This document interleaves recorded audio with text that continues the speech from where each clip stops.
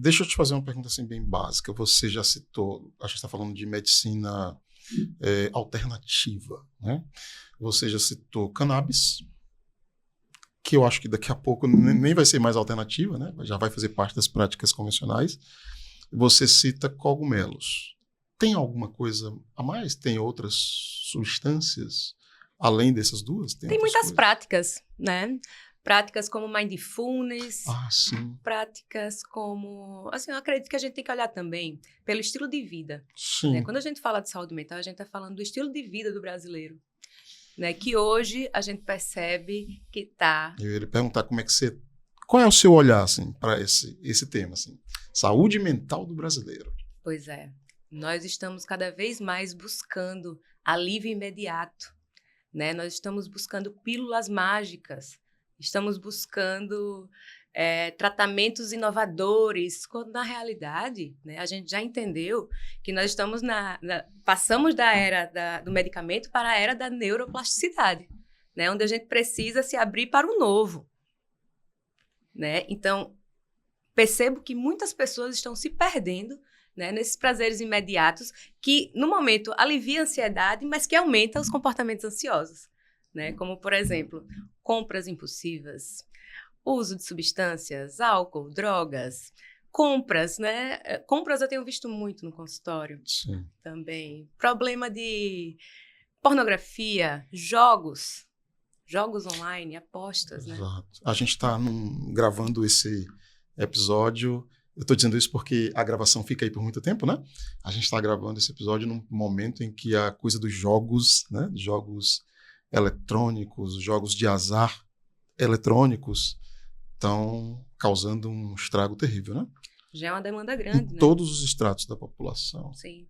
Nós, enquanto profissionais de saúde mental, precisamos estar muito atentos e orientar, psicoeducar os nossos pacientes em relação a isso, né? Porque estão buscando para aliviar um sofrimento, uma angústia, mas que só tem aumentado essa angústia e essa ansiedade.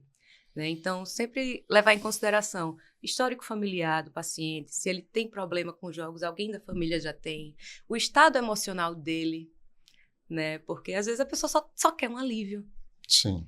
E não tem essa orientação.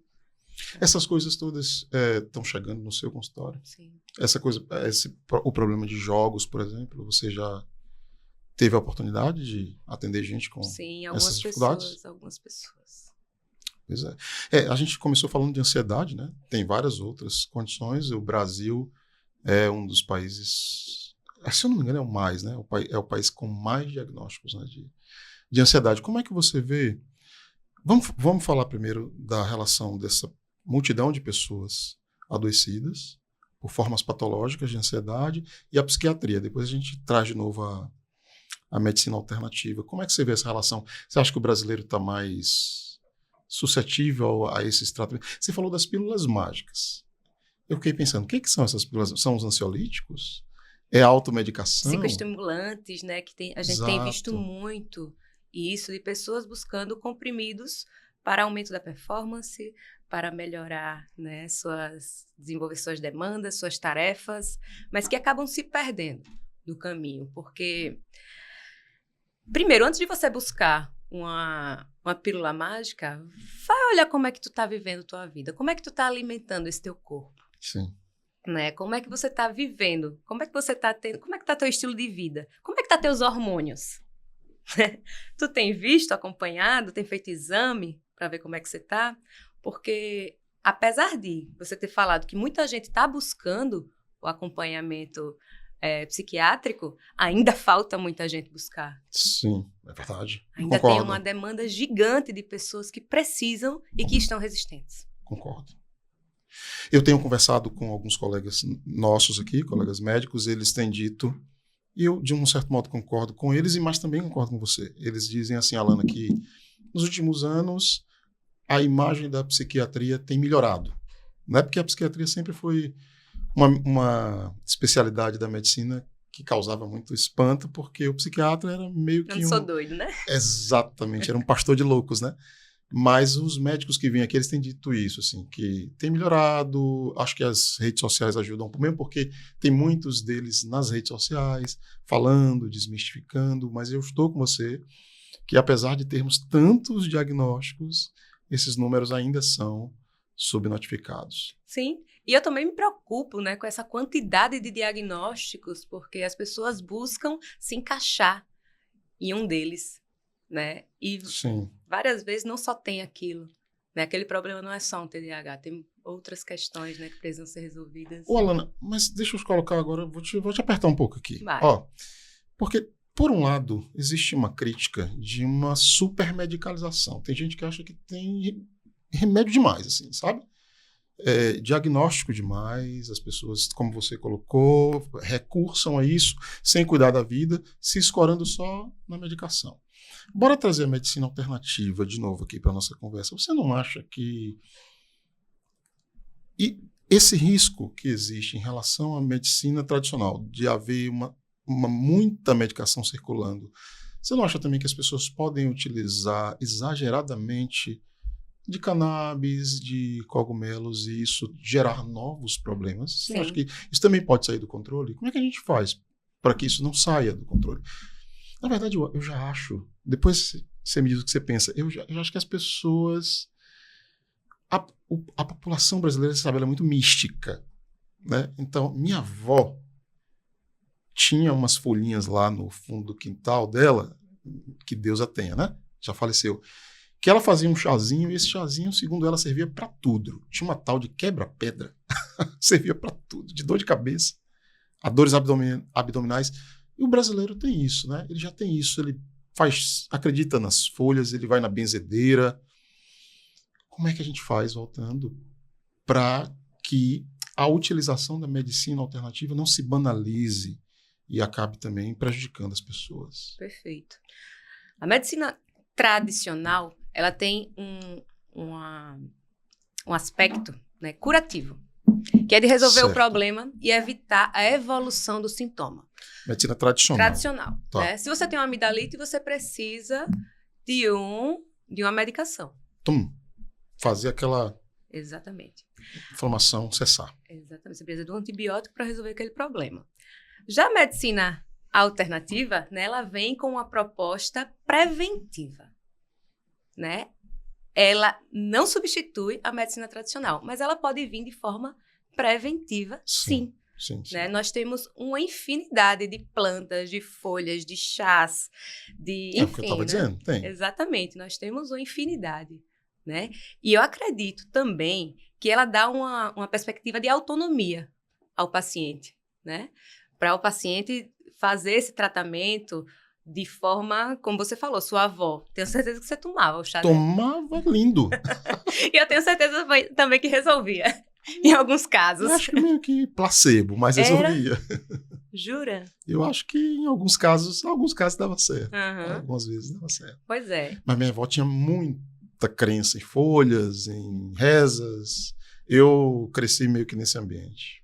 Perfeito. Mas então, existe esse contexto, né, do brasileiro. Sim. Porque tem esse contexto cultural, econômico, social, né, que a gente precisa levar em consideração. Por exemplo, temos a Amazônia, né, temos os povos indígenas, onde temos catalogadas pouquíssimas substâncias, né, que hoje são utilizadas. Deixa eu matar assim, uma curiosidade específica sobre cogumelos. Você quer falar um pouquinho? Uhum. Quais são as condições onde eles são prescritos, para que servem e tal? Perfeito. Porque cannabis, temos um episódio aqui, você pode falar de cannabis também, se você quiser, mas pelo que eu lembro, cannabis se aplica uma série de condições. A dores crônicas, tratamento odontológico, problemas psiquiátricos, depressão, ansiedade, fora outras condições que eu não lembro, né? E cogumelo. Deixa eu te dizer uma curiosidade, ó. Eu tenho uma memória.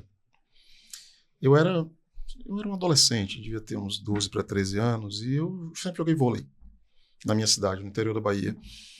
E eu lembro de umas conversas que começaram a aparecer lá no grupo, de um amigo nosso que tomou um chá de cogumelo, por conta própria, não tinha nada a ver com o contexto que a gente está conversando aqui, né?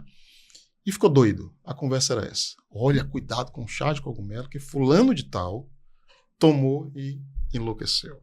Eu nunca esqueci disso. Né? Isso foi lá atrás. Cogumelo especificamente, para que serve? Vamos lá. Primeiro nós estamos falando... A sua startup... Isso, né? é de produtos à base de cogumelos, a micélio. Mas estamos falando de cogumelos suplementares, Sim. complementares e preventivos, né? Atualmente, nós da Micélio trabalhamos com 3 tipos de cogumelo. Desculpa, Alana, desculpa interromper. É porque existem famílias específicas, Perfeito. né? Eu vim descobrir isso depois. Existem Isso. famílias... Nem todos os cogumelos têm propriedades alucinógenas. Nem todos. Perfeito. Pouquíssimos deles têm, Tem. né? É uma substância chamada psilocibilina, se não me engano. Psilocibina. Psilocibina. Que não é o caso dessa nossa startup, não é Sim. o caso desses cogumelos que nós estamos conversando, que é de caráter suplementar, Certo. né? Ultimamente a gente tem observado que as pessoas estão buscando muito esses 2 tipos de cogumelo. Nós trabalhamos com o reishi e o juba de leão. Atualmente nós temos 2 tipos de pesquisa desenvolvendo pela startup vinculada com a UFAL, né, com a minha sócia Fernanda, que é bióloga. Sim. Para o pessoal de longe, Universidade Federal de Alagoas. Universidade Federal de Alagoas. Nós temos um vínculo com a Universidade Federal e estamos desenvolvendo pesquisas. O cogumelo reishi para lesões bucais, trabalhamos com odontólogas, né? Sim. E o juba de leão para transtorno cognitivo leve. Por que juba de leão? Juba de leão é porque ele parece uma juba de leão. Eu imaginei. Mas é o Erício erináceo, o Sim, nome científico. Isso. E o reishi, que é o Ganoderma lucindo. Né? Então, o reishi tem propriedades ansiolíticas e nós trabalhamos com o reishi em lesões bucais com os odontólogos de Pilar, do município de Pilar. Sim. E também temos um projeto do juba de leão, que é muito bom para a memória, para a neuroplasticidade, né? Novos neurônios, que é o juba de leão, que é muito bom também para concentração, para foco. E nós também temos um projeto para desenvolver, né? Para transtornos cognitivos leves do juba. Essas substâncias todas já estão devidamente patenteadas? Sim, patente. Em breve, à venda para todo o Brasil e o mundo. Sério? E como é isso na Anvisa? Assim, Sim, temos uma resolução específica que é liberado.